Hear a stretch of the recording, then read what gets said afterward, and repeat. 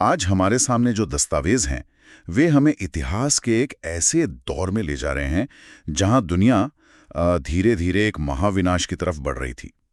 हम बात कर रहे हैं 1933 से 1939 के बीच के सालों की। वो समय जब दूसरे विश्व युद्ध का स्टेज तैयार हो रहा था। तो आज हम इन दस्तावेजों के जरिए ये समझने की कोशिश करेंगे कि कैसे एक के बाद एक कुछ देशों की आक्रामक नीतियों और बाकी दुनिया की हिचकिचाहट ने मिलकर इतिहास की सबसे बड़ी तबाही की जमीन तैयार की। तो ये सब शुरू कहां से हुआ? हैरानी की बात है कि पहली चिंगारी यूरोप में नहीं बल्कि एशिया में लगी थी।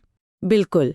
पहला बड़ा कदम कह सकते हैं 1931 में उठाया गया, जब जापान ने चीन के मंचूरिया पर हमला कर दिया। स्रोतों से पता चलता है कि जापान को कई चिंताएं थीं। चीन में राजनीतिक अस्थिरता थी, सोवियत संघ का प्रभाव बढ़ रहा था और उन्हें डर था कि उनके व्यापारिक खेत और संसाधन, खासकर कोयला और लोहा, हाथ से न निकल जाएं। और दुनिया का रिएक्शन क्या था? उस समय तो लीग ऑफ नेशंस भी था, है ना, जिसे विश्व शांति के लिए ही बनाया गया था। हाँ, और ये दुनिया के लिए पहला बड़ा टेस्ट था। क्या लीग ऑफ नेशंस किसी बड़े देश को रोक सकता है? और जवाब मिला, नहीं, बिल्कुल नहीं। लीग ने निंदा की, एक रिपोर्ट भी तैयार की, लेकिन उसके पास जापान को रोकने के लिए ना तो सेना थी और ना ही कड़े आर्थिक प्रतिबंध लगाने की इच्छा। तो जापान ने बस इसे नजरअंदाज कर दिया। नजरअंदाज करने से भी एक कदम आगे। 1933 में जापान ने लीग ऑफ नेशंस ही छोड़ दिया। ये एक बहुत ही खतरनाक संदेश था। जापान ने दुनिया को, खासकर यूरोप के तानाशाहों को, ये दिखा दिया था कि नए अंतर्राष्ट्रीय नियम सिर्फ कमजोरों के लिए हैं। और यूरोप में दो लोग ये सब बहुत ध्यान से देख रहे थे, मुसोलिनी और हिटलर। तो चलिए पहले इटली की बात करते हैं। स्रोत बताते हैं कि मुसोलिनी शुरुआत में हिटलर को लेकर थोड़ा सतर्क था, है ना? हाँ, शुरुआती सालों में मुसोलिनी का मकसद इटली को एक बड़ी ताकत बनाना था, लेकिन बिना किसी बड़े टकराव के। उन्होंने लोकार्नो संधि में हिस्सा लिया, युगोस्लाविया से रिश्ते भी सुधारे। वो खुद को एक अनुभवी यूरोपियन राजनेता के तौर पर देखता था। लेकिन फिर वो अचानक इतना आक्रामक क्यों हो गया? क्या सिर्फ एक नया रोमन साम्राज्य बनाने का सपना था या कोई और वजह भी थी? ये बहुत दिलचस्प सवाल है। देखिए, 1934 के बाद मुसोलिनी की सोच में बड़ा बदलाव आया। एक तरफ हिटलर की ताकत तेजी से बढ़ रही थी, दूसरी तरफ इटली में आर्थिक मंदी थी, बेरोजगारी थी। मुसोलिनी को देश का ध्यान इन समस्याओं से हटाने के लिए एक बड़ी जीत की जरूरत थी और उसकी नजर पड़ी एबिसिनिया पर, आज का इथियोपिया। 1935 का एबिसिनिया संकट, ये मुसोलिनी का कह सकते हैं मंचूरिया मोमेंट था। बिल्कुल, उसने वही किया जो जापान कर चुका था, हमला कर दिया। लीग ऑफ नेशंस ने फिर से वही किया, निंदा की और कुछ आधे अधूरे आर्थिक प्रतिबंध लगाए। और मजे की बात यह है कि इन प्रतिबंधों में तेल, कोयला और स्टील जैसी सबसे जरूरी चीजें शामिल ही नहीं थी। हाँ, तो ये तो ऐसा था जैसे आप किसी को सजा दे रहे हैं, लेकिन सजा ऐसी है जिससे उसे कोई फर्क ही ना पड़े। एक मिनट, स्रोतों में एक और चौंकाने वाली बात है, होर-लवाल पैक्ट। ब्रिटेन और फ्रांस एक तरफ तो निंदा कर रहे थे, हाँ। और दूसरी तरफ बंद दरवाजों के पीछे उसी देश का एक बड़ा हिस्सा इटली को ऑफर कर रहे थे। हाँ। ये तो सीधी सीधी दोहरी राजनीति हुई। यही इस दौर का सबसे बड़ा पाखंड था। ये सामूहिक सुरक्षा यानी कलेक्टिव सिक्योरिटी के विचार की पूरी तरह से विफलता थी। जब ये गुप्त समझौता लीक हुआ तो दुनिया भर में बहुत आलोचना हुई, लेकिन तब तक इटली का हौसला बढ़ चुका था। और इस सब में जर्मनी कहाँ था?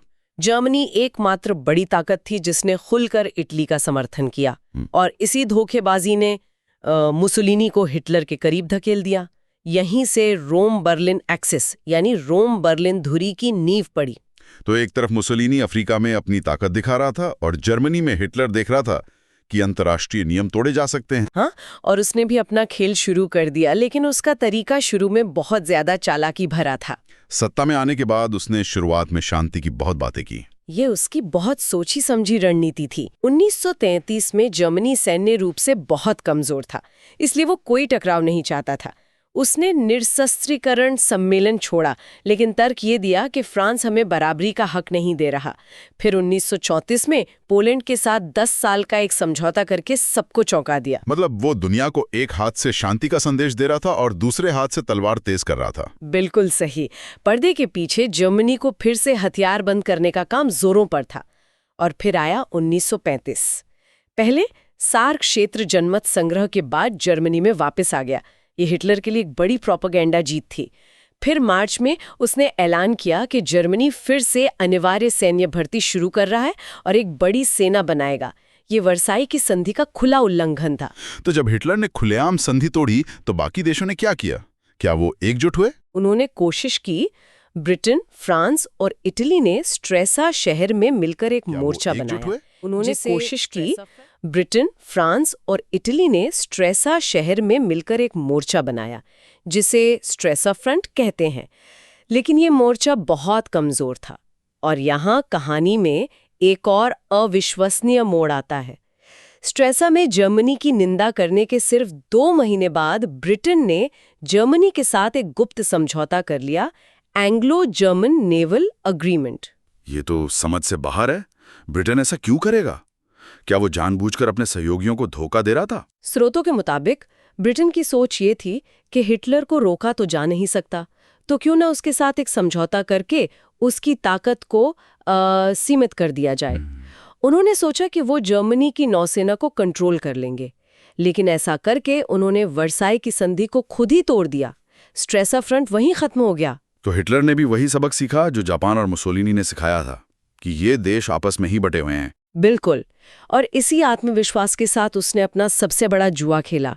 मार्च 1936 में उसने अपनी सेना को राइनलैंड में भेज दिया। वर्साई की संधि के मुताबिक ये एक असैनिकृत क्षेत्र था। हिटलर के जनरलों ने भी उसे चेतावनी दी थी कि अगर फ्रांस ने जवाबी कार्रवाई की तो हमें पीछे हटना पड़ेगा। हाँ, लेकिन हिटलर का अंदाजा सही निकला। फ्रांस और ब्रिटेन ने सिर्फ जबानी विरोध किया, कोई कार्रवाई नहीं की। इस एक कदम ने जर्मनी में हिटलर को एक हीरो बना दिया। तो अब हमारे पास 3 किरदार हैं, जापान, इटली, जर्मनी।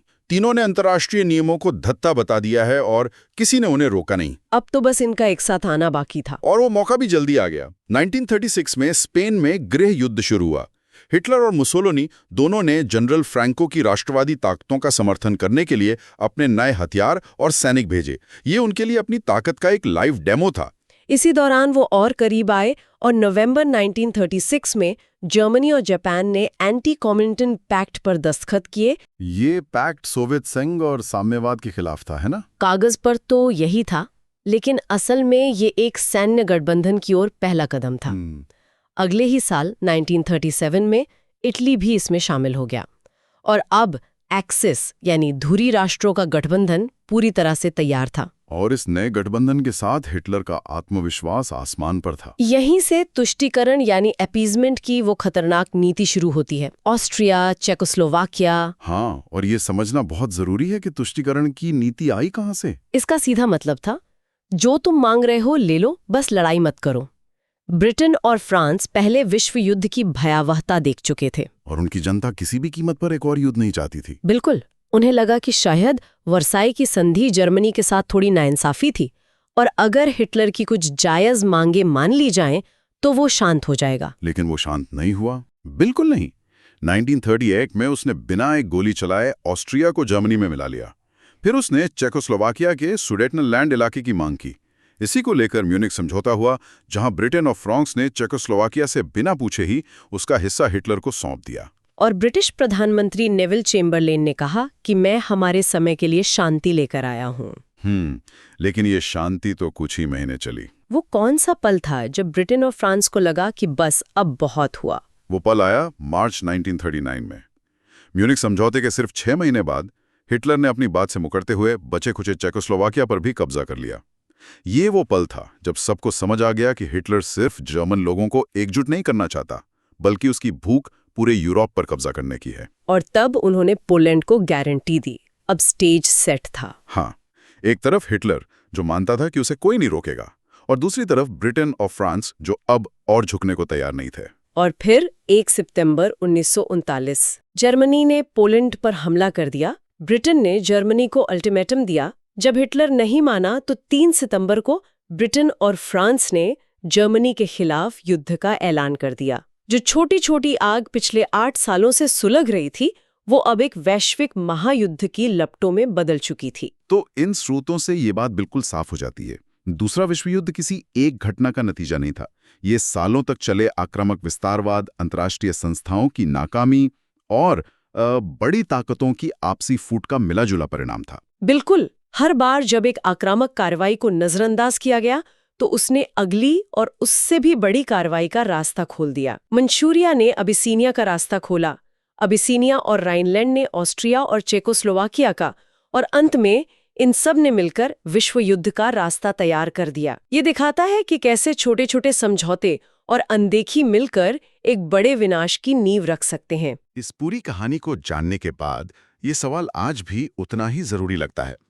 क्या अंतर्राष्ट्रीय नियम और संगठन सच में ताकतवर देशों की महत्वाकांक्षाओं पर लगाम लगा सकते हैं, या ये सिर्फ कागजी शेर हैं जो तभी तक दहाड़ते हैं जब तक कोई असली खतरा ना हो?